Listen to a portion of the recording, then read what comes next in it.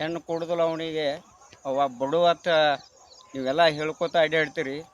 ರೈತ ಯಾಕೆ ಬಡವ ಅನ್ನೋದು, ಇವು ಯಾವ ನೌಕರ ಶ್ರೀಮಂತ ಅಲ್ಲ, ರೈತನೇ ಶ್ರೀಮಂತ. ರೈತರ ಬಗ್ಗೆ ನಾನು ಭಾಳ ಹೆಮ್ಮೆ ಪಡ್ತೀನಿ.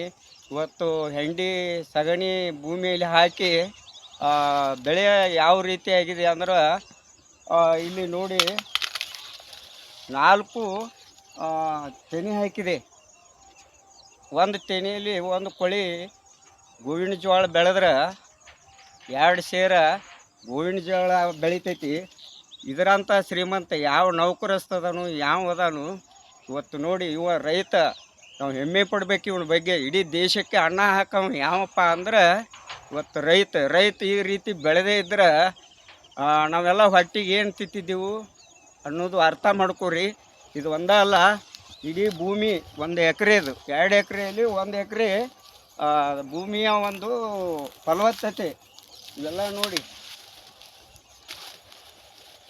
ಇವೆಲ್ಲ 3 ತೆನೆ 4 ತೆನೆ ಅಂದ್ರೆ 2 ಎತ್ತ ಕಟ್ರಿ, 2 ಎಮ್ಮೆ ಕಟ್ರಿ, ಭೂಮಿ ಯಾವ ರೀತಿ ಬೆಳಿತೈತೆ ಅನ್ನೋದಕ್ಕೆ ಇದು ಉದಾಹರಣೆ.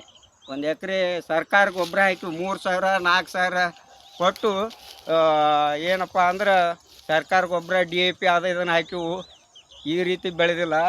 ಇವತ್ತು 2 ಎತ್ತಿನ ಸಗಣಿ, 2 ಎಮ್ಮೆ ಸಗಣಿ ಎಲ್ಲವೂ ಹಾಕೈತಿ. ಇದು ಯಾವ ರೀತಿ ಬೆಳೆದೈತೆ ಅನ್ನೋದು ನೀವೆಲ್ಲ ವಿಚಾರ ಮಾಡಿರಿ. ರೈತರ ಬಗ್ಗೆ ಕೀಳಾಗಿ ಕಾಣಬೇಡ್ರಿ. ಇವತ್ತು ಇವ ರೈತನ ಬಗ್ಗೆ ನಾನು ಖುಷಿ ಪಡ್ತೀನಿ.